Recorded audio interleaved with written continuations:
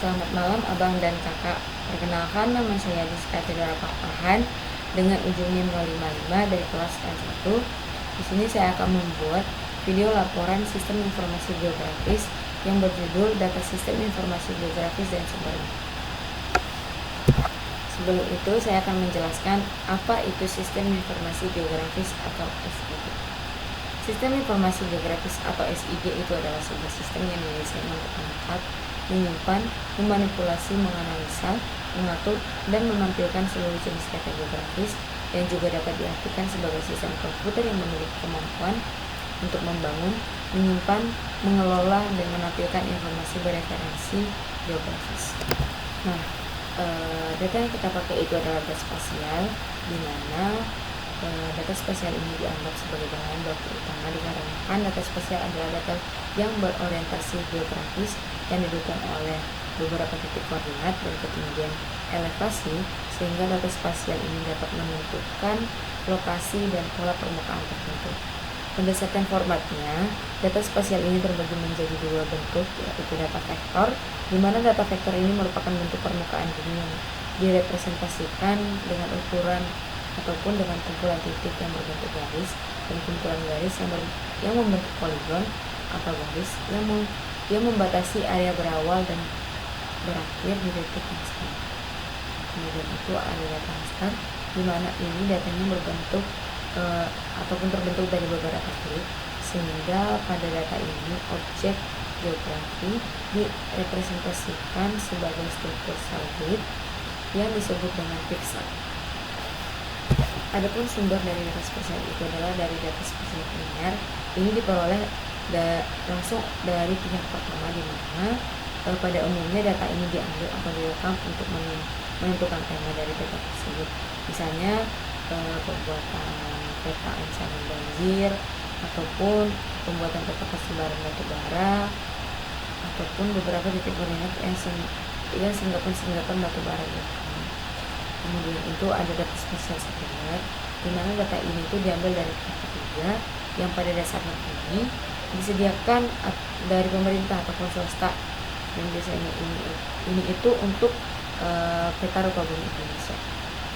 Ada juga jenis data spasial. Yang pertama itu adalah peta analog, di mana peta analog adalah peta dalam bentuk cetak seperti peta topografi. Kemudian ada data penginderaan jauh, di mana data sistem penginderaan jauh ini pada umumnya diperbarui secara berkala untuk mempertahankan akurasi dari data pada cakupan area tertentu. Yang ketiga itu ada data hasil penghitungan lapangan, di mana data ini dihasilkan dengan dilakukan pengaturan tersendiri. Dengan kata lain itu sama seperti data primer. Dan kemudian itu adalah data GPS, di mana ini didapat berupa koordinat atau tracking line yang terekam dalam pelanggan GPS, di mana GPS ini berguna karena dapat merekam data dengan cukup akurat meskipun berada di Antartika. Nah, sekian untuk penjelasan dari saya. Kita akan masuk ke pengolahan datanya. Nah, yang pertama akan kita yang pertama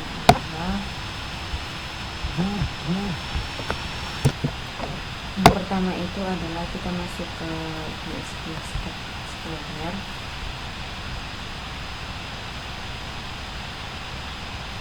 Nah, yang pertama itu kita login dulu akun kita.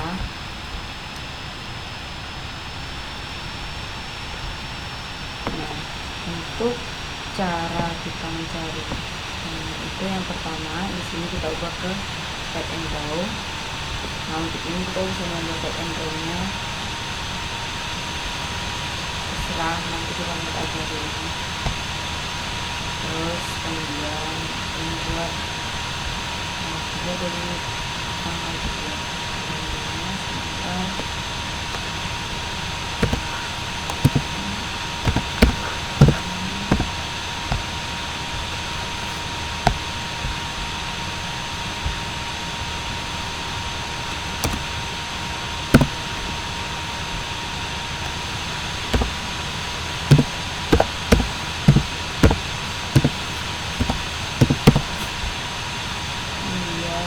Contohnya itu kita balance-nya sedikit mungkin dan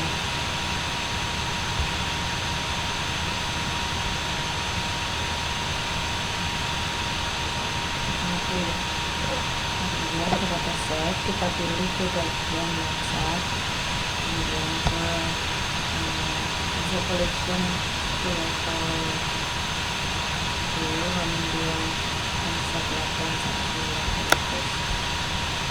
setelah itu insert. Nah, ini merupakan data-data yang akan kita ambil atau akan kita download. Kemudian selanjutnya kita akan menggunakan Copernicus Open Hub.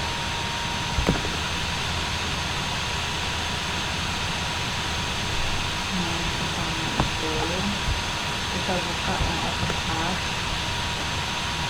loginnya, setelah itu login dulu. Ini di expo data masuk ke Sentinel 2, habis itu di Sentinel 2 ini sudah itu kita cek lagi.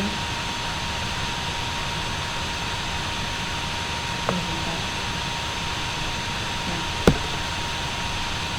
setelah itu kita akan mencari di mana atau daerah mana yang akan kita pergi. Misalnya saya melihat daerah Jepang.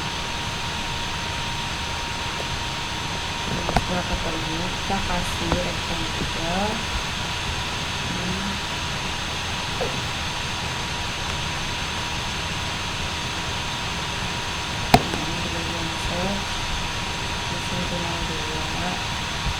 ini curve covernya kalau bisa di percepat sekali mungkin. Terus seperti ini sudah. Kemudian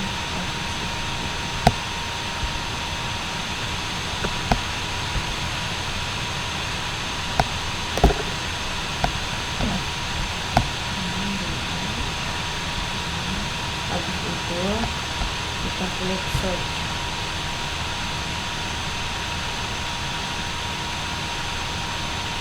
Sebentar. Nah, setelah itu akan muncul data seperti ini yang bisa kita download. Nah, mungkin sekian untuk laporan video saya. Nah, kalau untuk kesimpulan dan saran yang akan saya maka kesimpulan untuk pertemuan kali ini yaitu adalah bahwa S3 itu merupakan teknologi yang sangat penting dalam pengolahan, analisis dan visualisasi data spasial serta non-spasial.